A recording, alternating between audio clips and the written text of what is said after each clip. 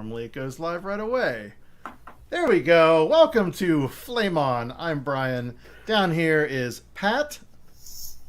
Hopefully he is listening. There he goes. Our internet's a little sketchy today, so I apologize in advance if things get a little chaotic, but we'll work our best. We are very pleased today to have special guest, and I know we've been a fan of yours for a long time, Mr. Terry Blas. Welcome. Hi, thank you for having me. Of course. Oh, see, he wouldn't let me turn on my sound effects. Otherwise, I would put applause in there for you. Totally taking your toys. So Terry, if you're not familiar with his work, is an illustrator. Also, I'm assuming pronouns. I apologize if I have misassumed. He, him, they. But if you're like, hey girl, I don't care because it's not offensive to be a woman. Beautiful. So I really don't care. Beautiful. I got to remember to do that more than I do. But Terry is an illustrator and writer based in Portland, a fellow West Coaster. He's the writer behind the autobio comic Ghetto, Swirl, and You Say Latino, featured on various outlets. I am most familiar because I've been reading your recent stuff, Dead Weight, Murder at Camp Bloom, which was named, YALSA, 2019 YALSA. Quick Pick. YALSA. Yeah. 2019 Quick Pick for Reluctant Young Readers. And my favorite, I like that, don't get me wrong, but probably my favorite is Hotel Dare, which is a delightful love letter to Mexico, your stories and your experiences and your memories, and a delightfully trippy, like a multi-world fantasy adventure book, which I, again, just really, it was delightful. So Thank you. And many other things, of course. You've written for Steven Universe, Gumball, Amazing World Gumball. I feel like, didn't you do some other stuff like Rick and Morty or something? I wrote 4 B stories for Rick and Morty. Yeah, those were fun. Yeah. So welcome. Thank you. Pat, of course, has met you at DragCon, I believe. Yeah, I think our first time meeting was the first DragCon. DragCon, yeah, that very first one. New York City first, because that was the only one I could go to because I venturing out to LA was a little outside of my means and my reach at the time. Yeah. But being a born and raised New Yorker, it's much easier to get there and then make it a more cost-effective trip. Sure.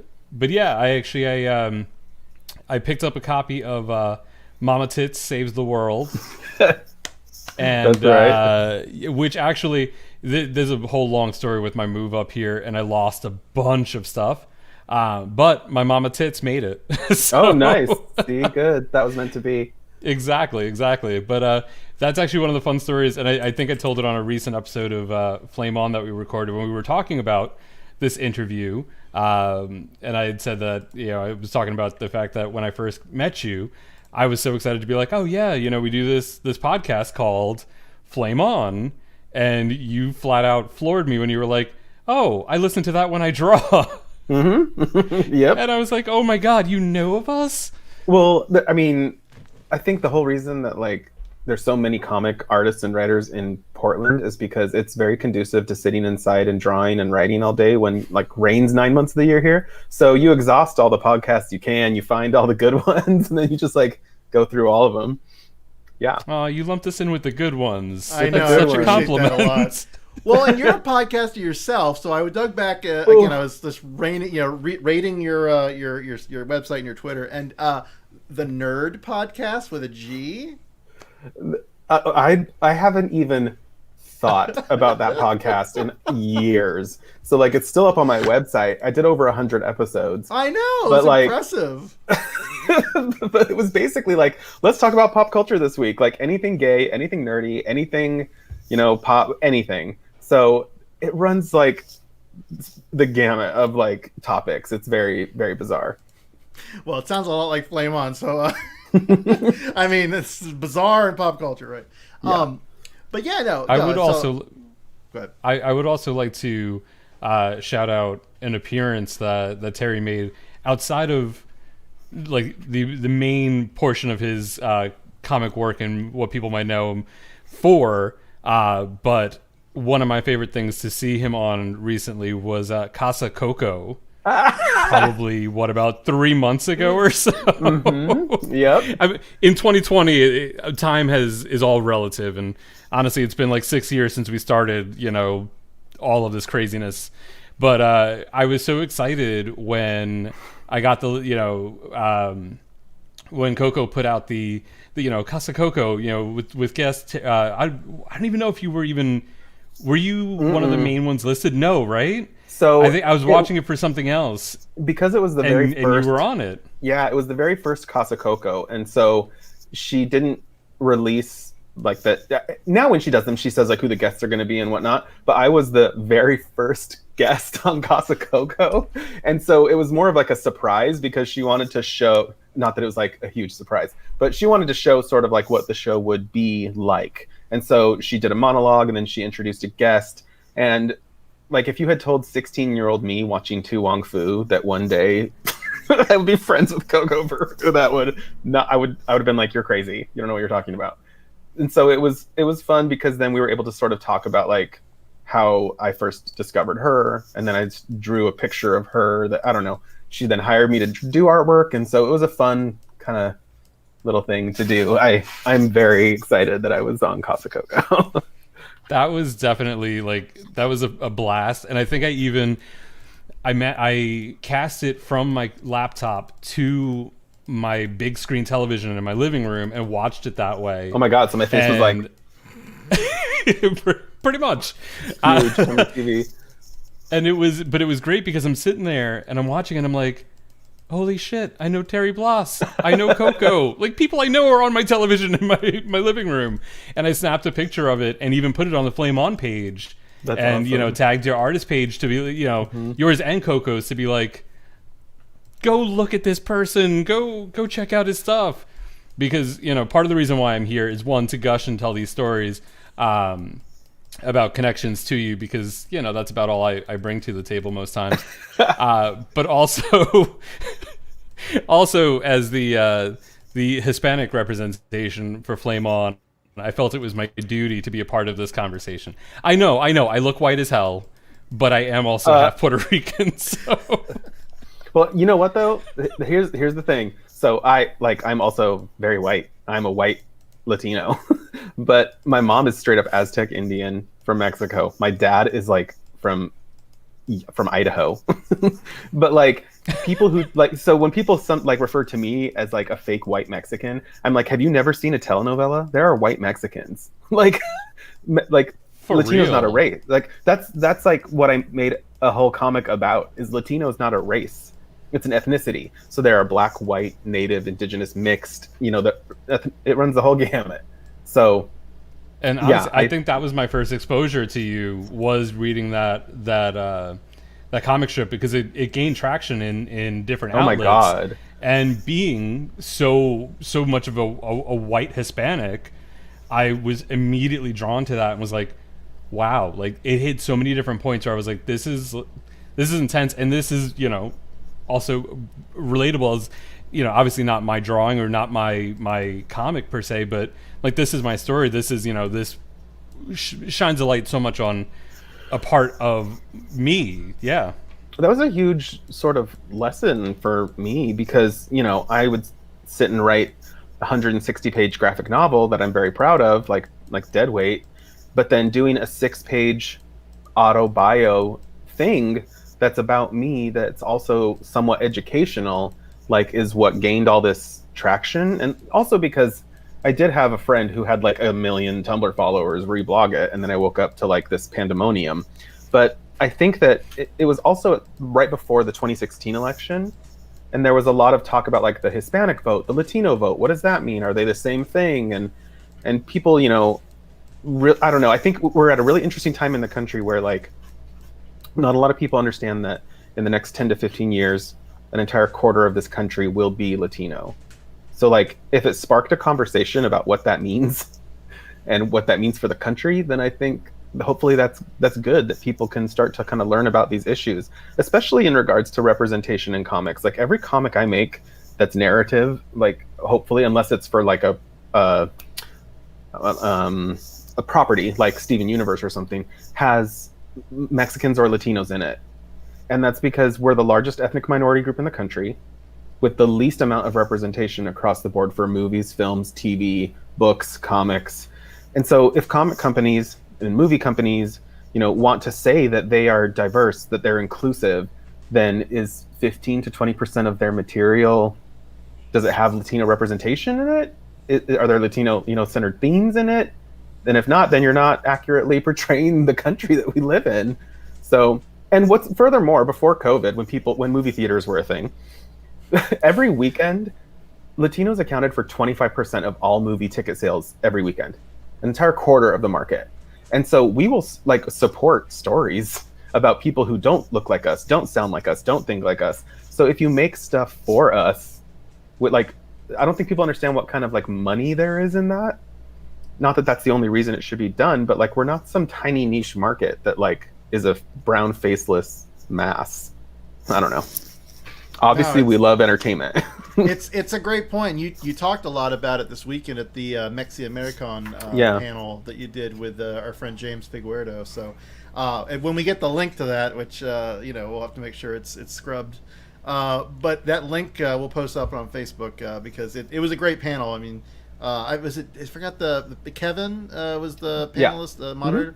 Really great programming, and I'm glad that those kind of conventions that probably aren't as well known are getting attention because they're online, like everybody else this year.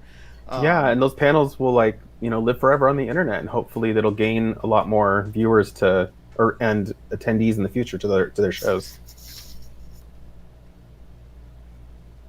Did I freeze? One of us. No, you're still there. Okay. Yeah, I think I'm the Iceman today. I don't know. But the thing was, you were actually moving on my screen, so I wasn't sure what was going on. Oh Lord, all the bits. All good. What do we? Let's start with your, because I just read these, so they're fresh in my head.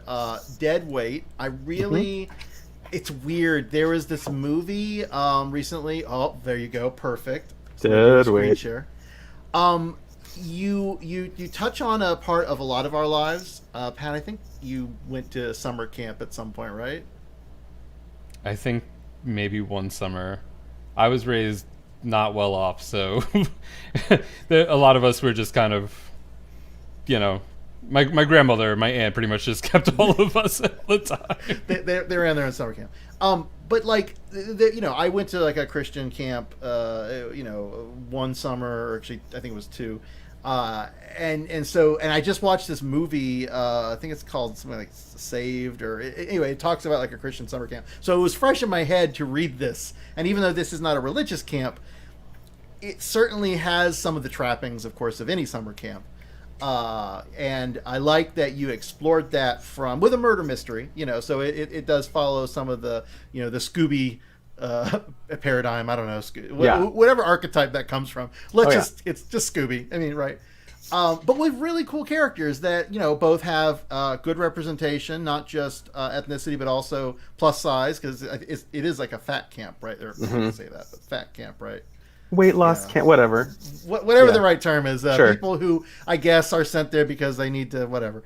And it really has queer representation. There's some delightful moments that are almost like out of a telenovela.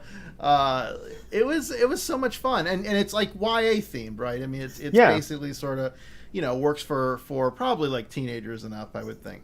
Yeah. What was it like developing that, and how did you kind of settle on some of the themes and ideas that you brought to Deadweight? Well, so I went to scout camp for 2 years. I was raised Mormon, and so I was in Boy Scouts.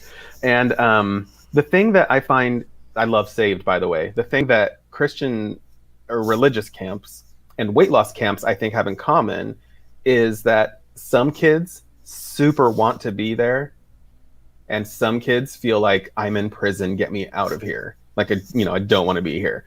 And so for me, that was a great setting for a story. But it's funny you mentioned Scooby-Doo, because I pitched the book as Scooby-Doo meets Clue by way of Heavyweights. And Heavyweights was a movie I loved growing up, but my first question in any movie like that is, where are the girls? Where are the girls? There's one woman in that whole movie. And as I watched this movie over and over as a kid, I thought surely young women deal with body issues just as much, if not more, than young men. And so that was the first thing that for me that had to like be there, was like, okay, it's a camp for all kids. But I don't know, I just had this idea for some reason of a murder mystery set at a weight loss camp. And I thought if I developed it, it could turn into something. And what I liked was, you know, the main character is this plus size Latina who wants to go to like a summer fashion program, and her parents force her to go to fat camp instead. And so of course she ends up witnessing a murder. And because of the circumstances of the murder, she doesn't feel she can trust any of the adults. So she has to get some of the other kids to help her, which is this forced way for her to make friends. But because I feel like, so there's a character in the book he's my favorite character probably, and he's not fat, but he's at the camp because he's gay. So he thinks he's fat. And so that sounds funny, I guess, like on the surface. But to me, when I realized that this could be a character, I thought, you know, people aren't big or fat or large or plus size for all the same reason. And they all also don't all have the same body. So like I wanted to find an artist who would draw them big in different ways. And Matt Seeley did an amazing job with that. But some of them, like Jessie's plus size because she's like, you know, in my culture, in my family, every party is like food, food, food. And everyone's like, eat, eat, eat. And then once you gain weight, they're like, so why are you fat? She's like, so I may as well like myself the way I am, because you can't win either way. And then, you know, there's one character who she's a young gay girl, and her father's ashamed of her, not because she's gay, but because she's fat. And so I thought this is a really interesting way to sort of like talk about this topic and not ever sort of make fun of, like they're never the joke. These kids aren't, you know, in the book. In fact, we had one joke that kind of felt like iffy, and I was like, no, then we should just take it out. But yeah, I sort of wanted to create this like fun murder mystery where these kids, like in any story, when you have a fat character, like that's what they are. They're the fat character, and they might be kind of funny and have some good advice, but they never get laid. You know, like that's always like in any TV show. They're like the funny fat friend. And I said, well, if everybody is fat in this book, then what else is it about them that's interesting? So that was sort of a fun challenge for me to write. in this piece and in the next one we'll talk about, Hotel Dare, there are queer characters, but their being queer is not like, it's not like you know, in a very special such and such episode. It's they're Right. queer, and that may or may not affect the story directly. And a lot of times it's just a part of who they are, and it doesn't make, like, they're not, that being queer isn't critical to the story, to the plot. You know, in especially Hotel Dare, I like that, you know, at the very beginning you just throw it out there, but really then it's like, who cares? And that is where, like, I'm glad we're finally at, because, you know, for so long we all consumed those TV special episodes that are like dramatic, and like it's like Nev Campbell kissing a girl on Party of Five, and then she has like this like meltdown that she can't believe she did it. I feel like the next level should be, this character's queer. Can they go on an adventure now? Like, yeah, right. And because Hotel Dare is like, it's for middle grade readers. This is Hotel Dare. Yay. Because it's for like a younger audience. To me, I was like, this book isn't a romance. So like Olive, the main character, one of the main characters who's queer, her story in this book doesn't involve like any kind of romantic partner. She's trying to figure out what's wrong with her family, like why they don't get along. And so that's why I wanted in the beginning for her sister to be like, that kid called you queer. And she's like, I am queer.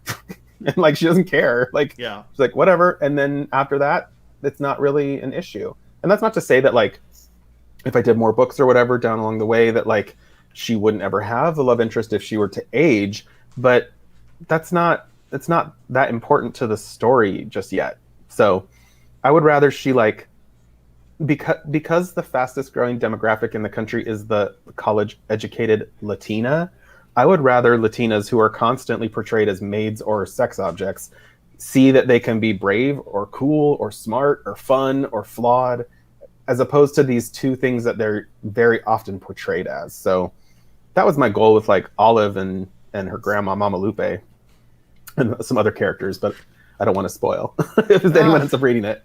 Yeah, there's definitely some spoilers that you go maybe a chapter or two in, and then you start to see the world flow out there. So Hotel Dare is we've moved on to that, I guess, which is another just fun adventure. You draw a lot on Mexican Day of the Dead, Land of the Dead kind of culture and stories, but then as a starting point, and then you go off into Narnia effectively. Like it's Chronicles of Narnia meets I don't know. I pitched it as Star Trek meets Harry Potter, but for Mexicans. And the whole reason I did that was because I did love the idea that like there's a hotel, every room in it leads to a different magical world. But I said if I get the opportunity to write a science fiction or fantasy book, I'm going to kitchen sink it and throw everything in it that I can, because it might be my only opportunity ever to like write something like this. So that's why there's like in the book there's like aliens and space pirates and monsters and unicorns and wizards and all kinds of stuff. But to solidify it all together, the theme of the book, and one character even says this later on, is that family are people who treat you like family. And when some of the characters are adopted but they feel like they don't belong, and when each of the kids goes to a different world, you kind of start to see how even though they're in a totally different fantastical world, they encounter someone else who doesn't feel like they belong in their family. They don't feel like they fit in there. And so you see how this kind of found family comes together. And I think that those are really strong themes today for stories centered around queerness, is like the idea of a found family. So I like the idea that some of these characters are biologically related and they're like, I don't care about you. You're not my family. And some of them are adopted and they like fully feel and are accepted as part of this family. So yeah. You do explore that in a way that I really was like, it feels very genuine to have what's the blonde character's name? Charlotte. She reminds me of Lemony Snicket, the oldest daughter. Violet Baudelaire. Yes, Violet Baudelaire. In that she's kind of the engineer, pulls her thing up, and I'll be honest, I didn't consciously, think of that as an inspiration, but I was the children's book lead at Barnes and Noble for 4 years, and that was when the Lemony Snicket books were like super hot, and I sold 1 million of them, and I loved those books. And I love the idea of a little kid who, like, she was raised in an orphanage, and she says something about like when something broke in the orphanage, you didn't just throw it out because it was broken. You had to fix it, And so that's sort of where she finds her strength, is like fixing things, putting things back together. And it's interesting how I think she doesn't necessarily at the beginning of the book see how like what's really broken is this family. And she kind of, by becoming active in the family, sort of helps to fix that. So I don't know, I'm getting real deep into it, but no, it's good. It's all valid because and it's unfortunate because there's so few good young girl engineering fix it like archetypes to draw on. Yeah. But it's powerful, and I like that it sort of translates into sort of helping the family and all that. And she really does own up. I mean, I love the moment where there's spoilers that I don't. I mean, it's spoilery, okay. But I mean, it's like there's a moment where she gets to meet a relative she didn't really know before. Let's just say that. And it's really touching because she's like, "Oh, hey, so and so," like, and they're just in their own little thing. But those moments are powerful, and seeing. Are you talking about a woman or a man? Well, it's Charlotte meeting a man. Okay. Right. It's right. the one that's sort of lost and captured. Sure. And then if you notice, like, here's some embarrassing tea. When writing the book, when she meets that character, that was the one time I got emotional and started like tearing up, because there's several things that happen there, but there's a well, spoilers, but there's a robot, right? And the robot basically does whatever she tells it to. And that's the only time in the book that she asks the robot if it will please do something for her. And it has to do with this man, because he needs help. And to me, that was like the moment where she realizes, like, this is my family. So anyway. No, it's a touching moment, and the reactions. Thank you. So. But yeah, I love the sci-fi element. It was unexpected, but when you start to explore like multiverse kind of stuff, you can do a lot. I hope you get to do more sci-fi, because it's clearly an influence. If you had to, I guess, pigeonhole yourself or pick a genre that you really are drawn to, is it more sci-fi? Is it more fantasy? Is it just somewhere else? What do you? That's tough to say, because overall, I think what I'm drawn to is young adult. And I think that young adult stuff includes a lot nowadays of, like fantasy and sci-fi. What I like, so I do like sci-fi, but I feel actually maybe more drawn to fantasy, and for a couple of reasons. But a big inspiration of Hotel Dare was, every once in a while I'll go through like a Star Trek binge, and I'll watch like every series as I like go to bed. And I was in the middle of my like Next Generation moving into Deep Space Nine area of that. And my husband and I went to England, and we did the Harry Potter like Leavesden Studios tour. And I was kept thinking about a lot of the things that I was consuming. And I thought, on Star Trek, when there's a problem, there's usually like this techno-babble kind of sci-fi-ish, science-ish like explanation of what the problem is, and then a techno-babble science-ish explanation of how to fix it. And that's like, they have to go through all of that. And I thought, if a wizard were like when a wizard has a problem, they just like wave their wand and like bing, problem solved. And I thought, well, then what a spaceship really needs is a wizard. But like, how do I get a wizard on a spaceship? And what I like about sort of that immediacy of a wizard and its magic is that, and maybe this comes from being raised in a very strict religion, but I find that like magic and Charlotte's like engineering and inventing is sort of her magic, I guess. But having something magic, it is a power that comes from you, as opposed to seeking it from some other outside source that might not be reliable. And so science fiction has some of that. Fantasy has more of like, this is magic, and if I'm good at it, then I'm powerful. And so I actually do really like fantasy. My next two books that have been announced are like young adult, with no science fiction fantasy elements to them at all. The next one is about a theme park. I can't say much else about it. And the one after that is a modern day Mexican queer retelling of Snow White. I'm very excited for that one, for sure. It's about a Mexican-American girl named Blanca, whose mom Reina wants her to go into real estate. So she runs away to New York City, the Big Apple, and moves in with 7 gay guys. And then her mom sends a private investigator after her. So it's very Snow White. It's called Eat Your Heart Out. But yeah, neither one of those have any kind of, well, I guess so, like, yeah, there's not magic or anything in them, but like, I would say that Eat Your Heart Out sort of has the level of fantasy of like the fantasy version of New York City, like you'd see in Ugly Betty, I guess. But yeah, I would love to do more sci-fi and more fantasy both. The Steven Universe run I did was all, it was basically a long Star Trek episode, because it was Lars on his spaceship with a big problem that they needed to solve. But that was a really fun project that I felt like also needed like a level of heart and connection, kind of like Hotel Dare had. But I'm really proud of that whole run. That's this here, the Steven Universe.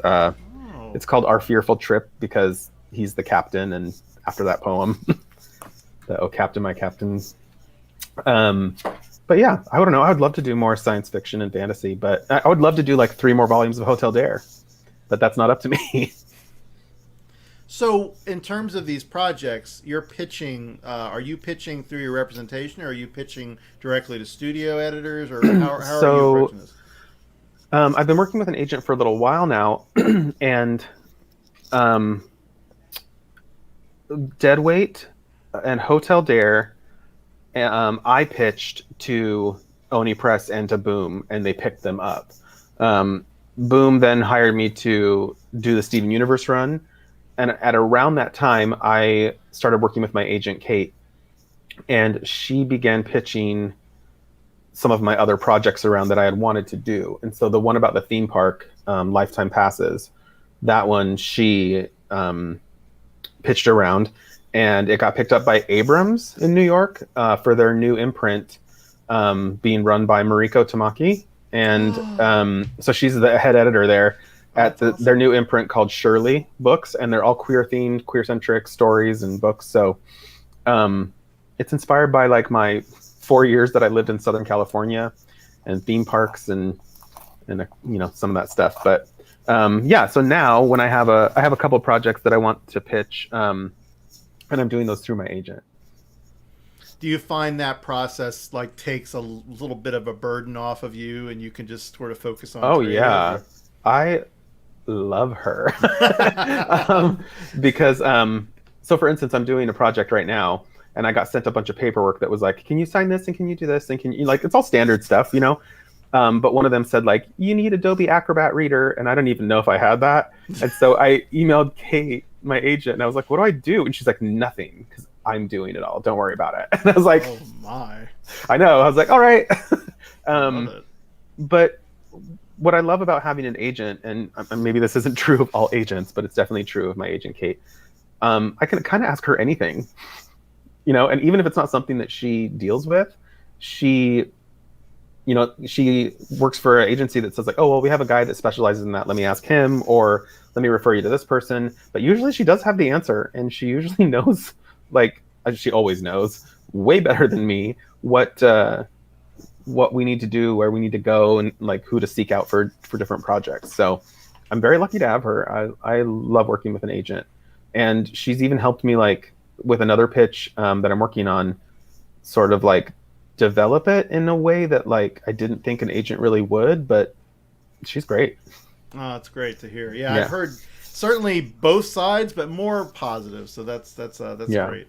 And projects come through her that I would not have maybe got otherwise. Like I just wrote a book, like a young middle grade, junior high biography graphic novel, and that came to me through her because someone at a company, sorry, I'm trying to not to be vague, but reached out to her and said, hey, do you have any clients that you think might be interested in writing this type of project? And she asked me, and I said, I don't know. And then she told me how much they would pay, and I said, yes, I'm suddenly very interested. Well, so you wrote that, not illustrated, correct? Right. Most of what I do now is just purely writing. So for comics, I still illustrate a ton for myself, for commissions, for whatever. And every once in a while, I'll do a little mini comic, like my You Say Latinx or You Say Latino. But I knew that like that's how I draw comics. I don't want to draw buildings. I don't want to draw cars. I don't, and when you draw comics, you have to be able to draw everything.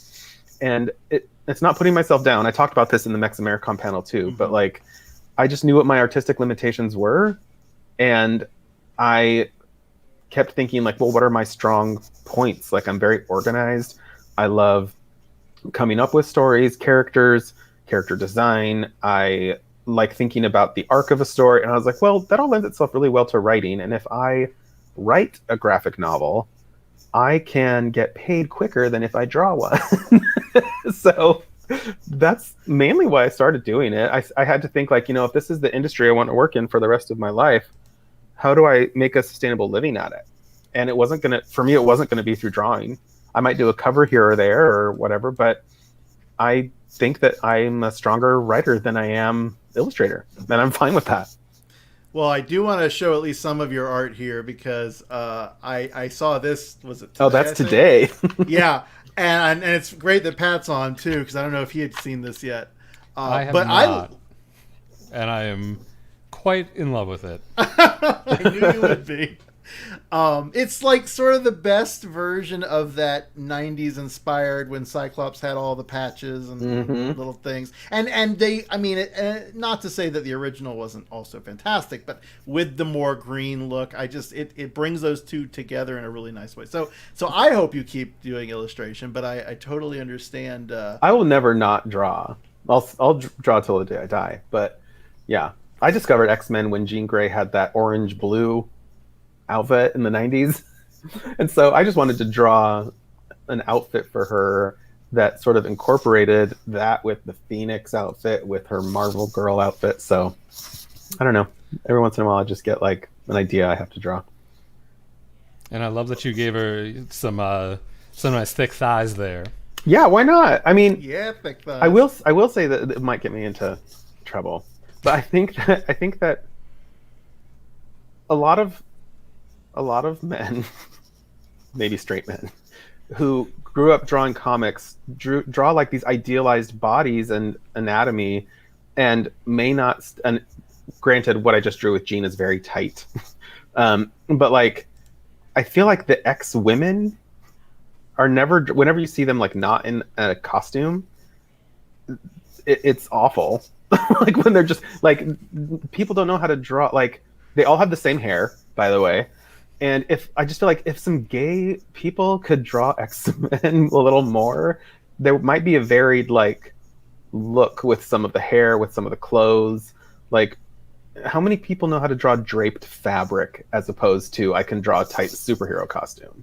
Like, sometimes I think that might be a little more needed. I don't know. For sure, no, because Chris Anka does a lot of fashion-styled ex-women, illustrations, and whether it's for the books or not, or for his own designs and his own drawings. Like he has a whole line of them where they are in very much high fashion, out of costume looks. Yeah, same with And Kevin Wada too. Yes. Yeah. I have one other that was requested, but I actually already had this queued up. So our buddy, James Figueredo, he suggested this. Oh, is it? I know what it is. It's Superman, isn't it? Yeah. Yep. And Wonder Woman. And Wonder Woman. And delightful. I remember when this came out. I don't think I realized that you were doing prints of it, but of course, why not? Yeah. They're fantastic. I love these kind of reimagining of our mythology characters. In this case, DC. Yeah.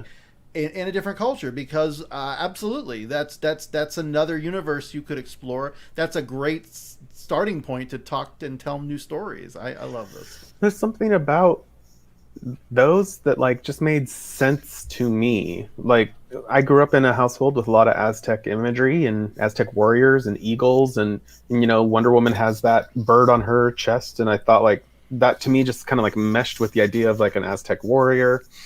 And Superman being this character that like I think people still kind of don't make the connection sometimes, which is crazy, that this is a refugee immigrant story. Oh my and gosh. like if that maybe was that might be what kind of makes him interesting today, if that was focused on a little bit. But yeah, like I thought I may as well just do that. I'm toying around with the idea of a Batman just to complete the Trinity, I guess. Yes. But we'll have to see, because I don't want people to think like these are accurate representations of an Aztec warrior costume. Like that's not like, no. They're inspired by, but yeah. Anyway. Well, that's I'm excited. Anytime I see mashups, we had Mayday Trip on this series a month or two ago. And they obviously did a lot of work. What was it? Something Archives or Project Superhero? Project. Oh Superhero. yeah. Mm-hmm. And encouraging and getting those collected, and just some great work came out of that. So in terms of Marvel and DC, I mean, we talked about as what you've been working on, but you did reference like X-Men and getting into that. What were your first kind of comics that you read and really got excited about?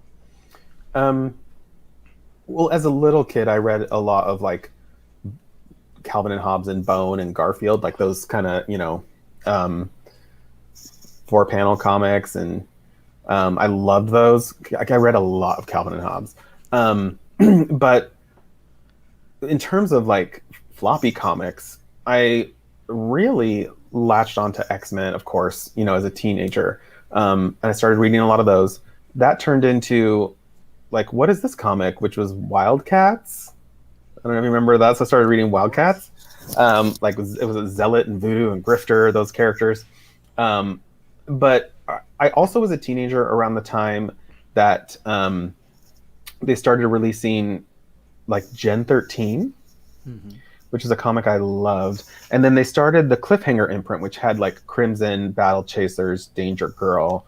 I loved all those comics. And so those were a lot of the comics that I started reading when I was a teenager. I also remembered, I don't know why this like sort of left my memory, but I remembered that I read a lot of another comic called Gru. Of course. Yep, by is it Sergio Aragones. And my brother had a lot of those. And so I like started reading them and loved those. I devoured them, and I don't know why like I didn't remember that until like somewhat recently, but I read a lot of those too. But yeah, I think obviously the X-Men hit me hard because of like those metaphors and whatnot. But Gen 13 was a comic that I think I was the right age for when it came out, because they were teenagers, I was teenagers. It was like the kind of like that late 90s MTV kind of like Daria generation. And so I love that book. I would love if they revived that one day. I would totally write that book. That's a good pitch. But yeah, those are some of the comics that I really consumed quite a bit. And now I just read almost anything. I don't care. I'll read whatever. You're a voracious content consumer. I can already tell. Whether it's passive while you're doing other things. Your blog post about TV oh my gosh, was very familiar. Again, I think we're like in the ballpark. I think all of us are around the same age, give or take a few years. I'm a little older, I think. But like some of your TV influences and talking about television with the family and just and the way your husband and you joke about wanting to go out but have so much but there's so much TV to watch. Did you read the part about how we've exhausted American TV and then we exhausted British TV? It's impressive. So we've moved on to Canadian and Australian TV. Like it's pretty crazy. I'm sure you've gotten a letter, Kenny, then if you've done Canadian TV, because I mean I've seen some of it. Yeah, after Schitt's Creek. Well, so we used to call it Canadian Tuesday because we don't ask me how. I'm not going to tell you, I shouldn't tell you. It's more like beyond my brain. But my husband has rigged our TV so that we have like the BBC, Channel 4, ITV. We have Canadian CBC. So we used to call it Canadian Tuesday because we would get Schitt's Creek like when it aired. And after that, they would air Kim's Convenience. And so it was like Canadian Tuesdays for us. And Kim's Convenience is a great Canadian sitcom. And most of that's on Netflix now too. But yeah, we started watching Australian, like there's a TV series called Back in Time for Dinner, and they did it in England, Canada, and Australia, and they have a family live as if it's like the decade 1900, and they make them dress that way, they redo their house that way, and they can only eat what was available like in that decade, and then the next episode is like the 1910s, and the next one is like the 1920s, all the way up to like modern day. We've seen all the Australian, Canadian, and British versions. It's bad. I consume a lot of media, and that was sort of the point of that blog post, was that like, you can consume a lot of media and like turn your brain off and just like witness what you're watching, and okay, or you can like consume all that stuff and start noticing like patterns, or start like, you know, taking in kind of like ideas of what's similar to the thing you just watched, to what you're watching now. You know, that for me kind of, I think I really do credit TV with like helping me sort of start the idea that I could write. Absolutely. So if you've gotten through or you've gone through Canadian stuff, did you watch the Canadian baking show? Oh yeah, I've seen all of that. I just found out about it myself, and to find out that Dan Levy hosted the first couple of series, I was like, I need to now go find this. Okay. And it will be a crime against humanity if next season on season 2 of Canada's Drag Race, if Dan Levy and Catherine O'Hara are not judges. They're not guest judges. I don't understand. Like, that has to happen. If Dan Levy does not get invited, I mean, Catherine O'Hara probably would do it. Yeah. But I'm almost certain Dan Levy would be there in a heartbeat, and it needs to happen. Listen, can we start a petition? And I'm not saying this because I don't like him, but can we replace Jeffrey Boyer Chapman with Dan Levy and Catherine O'Hara? Please. Like, Please. put them as a single judge. I'm not going to say no to that, but I actually didn't. I know a lot of people like didn't like what he did on the show. I think that some of that might be lessened by next season, but he honestly didn't bother me that much. Like, when he would say things that people found mean or rude, I was like, Brooklyn said kind of the same thing. And honestly, I'd actually take Jeffrey's critiques over some of Brooklyn's, which were like, well, this was fine, but I would actually wear a different shoe, and I would wear a different pantyhose, and I would wear a different wig, and I would wear a different top, and I would wear... Like, that was every critique that Brooklyn gave. So, I loved what you did, except I would change all of it. I would change all of it. I was team... By the way, my 3 favorites the whole time were Lemon, Jimbo, and Priyanka. And I was...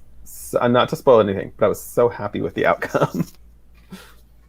I had such a hard time connecting with the cast, and I don't know why. I've had a hard time of it recently with a lot of them, except for UK. The first season in UK, and that might be because of DryCon, because at last year's DryCon, or the last one that we had in New York, they were all there, right? They were all there, and actually, as Flame On, we got to go into the media room, and we interviewed all of them. Spent a nice little chunk of time with each of the contestants. So when that series started, I was in love with all of them. Like, I was so connected to all of them that I found it. Holland, Canada, and honestly, even some of like the last couple seasons of just U.S. Drag Race, I don't connect with them until we're at least halfway through the season. Well, I think part of that is because there's too many for you to like really connect with. A few. Nobody knows who I think their favorite is, or who really is going to stand out until like 4 or 5 episodes in.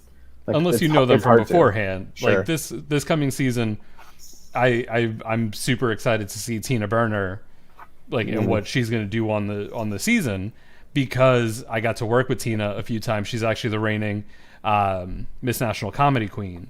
Oh, so cool. With the pageant owners and promoters being Orlando based and at the time Parliament House based, like, I've worked with Tina, and Tina worked at Bear Bust last year, so I'm excited for that. But yeah, it's definitely been interesting. So I'm excited to see what this season is. If they filmed this whole season during COVID, are they having guest judges? I don't know. I'm so anyway, we don't need to make it all Drag Race, but because I could talk like I could do a whole Drag Race. Girl, we could all do Drag Race for days, right? Honestly, yes. I would not be surprised if it's not, because from what I had read, they actually have partitions between the judges, and a lot of times when we would get the season like teaser, we would have a little bit of like guest judge in there, here and there. Yeah, Nicki Minaj got so much press as being the first guest judge for season 12. But yeah, they filmed. I'm surprised it's actually coming out this quickly. Yeah, and well, and they had to stop filming season 2 of UK they were halfway through it and they had to stop filming. And I think they've finished it now. But can you imagine, like, if I was on season 2 of UK and then had to stop for quarantine, I would have like I would have done one of two things. I would have gone home and eaten everything in sight and then like not fit into anything that I needed to fit into when we started filming again. Or I would have like redone all my outfits that I hadn't worn yet to like make sure they looked amazing. I was gonna say I don't think it's been since I think season 3. I think that was the only other time that there was ever a stop in production where they were sent home for any extended period of time and then brought back. But yeah, at that point, you know where you are in the competition. You know what your competitors have. I'd be like, I'm sewing something new right now. Yeah. while stuffing, chocolate chip cookies in my mouth. Well, I guess if they did stop filming halfway through, then there was probably only 5-6 girls left. So it's not a lot of people to bring back. So True. who knows? And you know that it's definitely been finished because the Frock Destroyer's new music video was filmed on the Drag Race UK set. I love that music video. It's so great. I love their outfits. So good. I love their outfits. They're so Bag of Chips is still like one of my favorite people in the world. But can you believe how like the day after that episode aired where they did the first Frock Destroyers song, like that song shot up to like number 2 on the iTunes charts in the UK. Like people underestimate the power of this show, I think. The best part was that if you go back, and I own up to it to this day, if you go back and listen to the Dragons the New Spandex recap where we talked about like that episode, or I think we did a couple episodes at a time, but I was like, it's not like this, because they were told, oh, you can't go too blue in the song because it has to be played on the radio, and I was like, what radio station is playing this? Cut to a week later, it's like number 1 on the charts in the UK, and I was like, all right, there you go, all right, never mind. Yep. But yeah, it'll be interesting to see how 13 plays out, and then the All-Stars season that was filmed in quarantine as well. So because that's really what I'm surprised about with the timing, is that it didn't go to, they switched the seasons around because we had All-Stars regular season, and then they were like, wait, regular season All-Stars, and now we're back to it's just crazy. But yeah, it says, welcome to the Dragons and New Spandex section of this interview. Too good. This is where I shine. Perfect.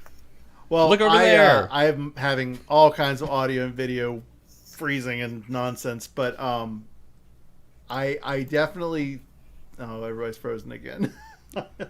We can hear you. Bezos, get your internet straight. Why doesn't Seattle have better internet?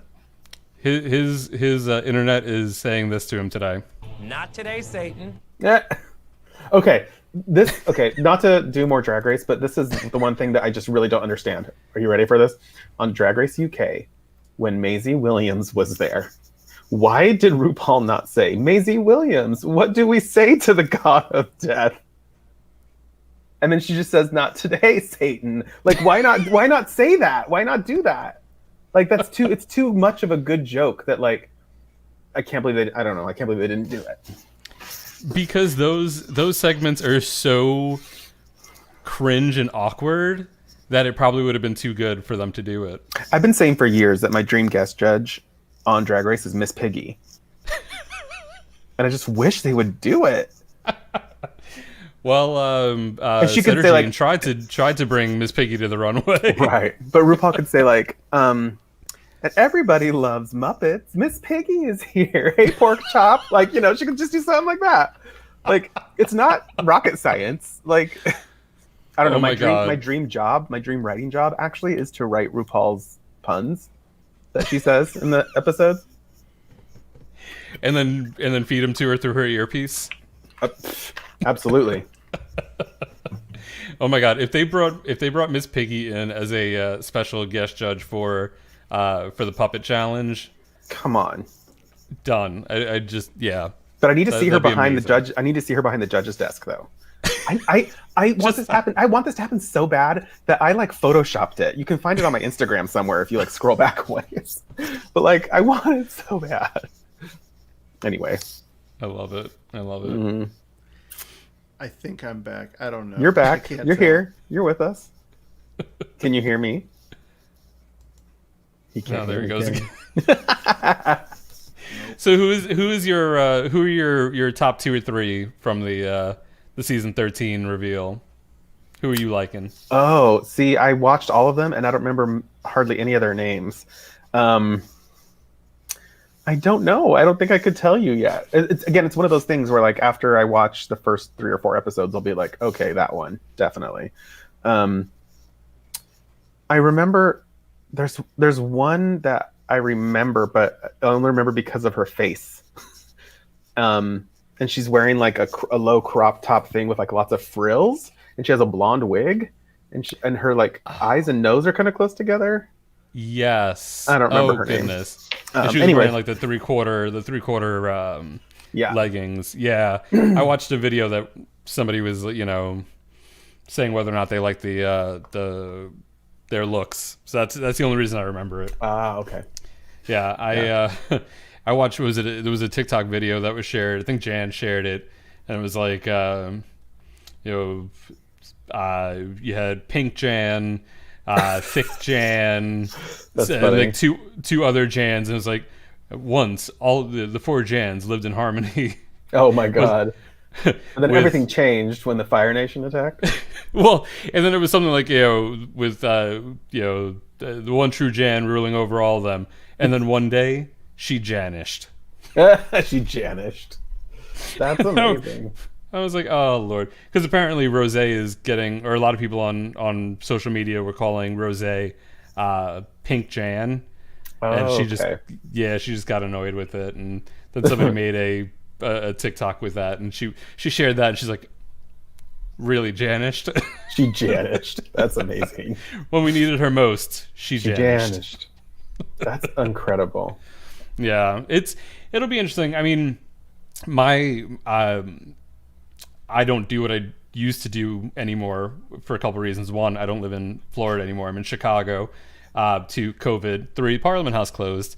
But I worked with a lot of the girls as they would come through, and I was a staff photographer and would work in the theater doing different jobs. Towards the end, I was running the shows. So I got to work with a lot of these queens, and I think the last queen I got to work with was Widow Von Du. Okay. Right when we had her the night that season 12 premiered. Oh, okay. Yeah, so it's so weird now, like kind of having to be a civilian in the sense of like I'm not gonna get to work with any of these girls. Well, that's what's funny about DragCon was that like I didn't do the last 2, I think, because now I don't know how. Okay, let me put it this another way. The first year I did it, I made a ton of money. It was awesome, and I think that the reason I did was because the average age of an attendee of DragCon is like 17. Like it's a very young audience. I was going to say 12, but close, yeah. Sure. And so let's go with 12. And most of the booths at DragCon are like wigs, shoes, jewelry, makeup, and that stuff's really expensive. So when I'm selling prints and like portraits of the queens for like $2, $5, $10, and they just want their favorite queen to sign something, like that bodes really well for me. But because DragCon has changed a bit to where now what the show is like basically you park yourself in the line for your favorite queen and stand there all day and give them $70 for a photo and an autograph and a whatever, and then you leave. So nobody's shopping for artwork anymore. And the last time I did it, I didn't make any money. And I also felt like there was, like a sketchy line of like, can I sell images of these queens? Are they going to be mad? Some of the queens I know like get mad but then like go after those same artists to be like, will you draw my next shirts? So it's just like a weird, line that nobody knows kind of where it is. So I was like, I may as well just not do it. I don't know.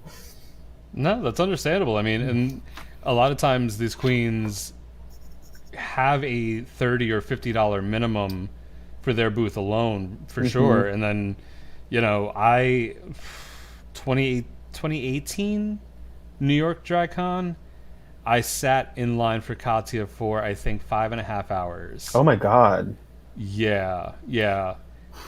Yeah, so that's the one good thing about exhibiting at the show was that I set up at the same time all the queens are setting up. So then I can just run around real quick and give them artwork or, I drew this for you or whatever, and then most of them don't care if you sell it. But and I would give them the artwork and say, like, I made this for you. If you want to use it for anything, be my guest. I don't want anything for it. You just take it and run with it. And they're usually like, okay, cool, thanks. And then I'll like leave my card with them. Like, if you want the digital file to use for anything, I can email it to you. And so, yeah, that's sort of what I would do. But now I don't know if that would fly. Yeah, for sure. And I mean, that's one of the things that was always weird for me with having the media badge. We were allowed access to the floor early. Mm-hmm. And I would see people that would kind of just jump lines, even though we would get the emails that are like, hey, especially if it's one of the more highly in demand queens, don't cut into their line and, make sure that it's prearranged with their management. I'm just like, all right, whatever. Like, if I can get in and see them, great. If not, whatever. I'm the type of person that doesn't like to try to utilize or take advantage of something like that. I'm like, hey, I'm getting to go into the show for free. If I can set up some stuff with people's management, great. And for the most part, had luck with it. So yeah, I just feel like now, like, and this goes for like any kind of convention. Like, I just don't want to stand in a line for anything. Like, after a convention, I used to like go out, with friends and like drink and have fun. And now I'm just gonna go back to the hotel room and eat a pizza in the bed, and like go to sleep because I'm that old now. But yeah, like DragCon I think is amazing, and it's like a very different kind of show, and it's fun and it feels different. But I don't think I would want to go and stand in any line for hours. Like I don't know. No, I mean, I'm totally with you. For the most part, I think the only line we stood in when we went the last time in New York, I took a friend of mine with me, and he helped out with stuff for the show. I think Nina West was probably the only one that we stood in line for a little bit for, and this was right after Nina's season. It was right after season 11. But then her publicist, I know because I booked one of his other clients for an event for Bravest. So he saw me in line. He's like, why are you waiting in line? He's like, just come over here. And he had us go up, and we did a quick little interview with her and took pictures and then bounced. But at this point, I'm like, any of the big names, and at that point I was working at Parliament House, so they were all coming through Orlando at some point in time. Yeah. And I was like, I can't. The only reason I stood in line for Katya was to get a gift for a friend signed. And that was the only reason I did it. Outside of that, I was like, I would never. And at that point, it was Sunday of the convention. I was like, I have nothing else to do. Honestly, I probably wouldn't be here otherwise because I've already seen everybody that I'm gonna see. And I actually like seeing the queens that are a little less in demand. Mm-hmm. Going and checking out what they're doing and kind of supporting them because everybody. Trixie's got a line of 1,000 people at any point in time, but somebody like Jocelyn Fox doesn't have as many people. I'm gonna go and I'm gonna BS with her. It's a lot more fun that way. I tell you, the thing to do is to get on a panel or agree to moderate a panel, because then you get a pass to be in the green room. And then you can easily just chat with people there. It's totally tried that. They did not go for it. Oh yeah, I was like I forget which. I think it might have been this last New York one or LA before that.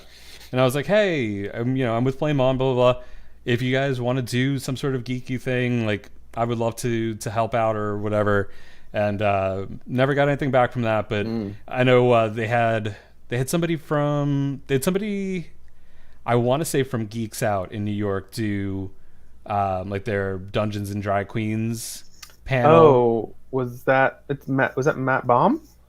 Maybe Matt Baum is the one who usually does the Seattle Dungeons and Drag Queens stuff. It might have been. It might not. I'm not sure because I think he ran the stuff in New York, so okay. it might not have been him. But I mean, it was really cool, and I think might have been what kind of spurred me on to say, hey, let me reach out and be like, let me see what, if they want to do something. But yeah, that's definitely, a hope down the line is to be able to do something like that. Yeah. Get a little more access. But Sure. yeah, we've totally taken this on a whole other tangent. That's fine. Brian's still MIA, so I don't know how long I will be back, so I'm fine with wrapping it up. Okay. But you guys are having a great conversation, so I don't want to. No, that was the spookiest thing when I was like, Brian isn't back, and he pops on the screen.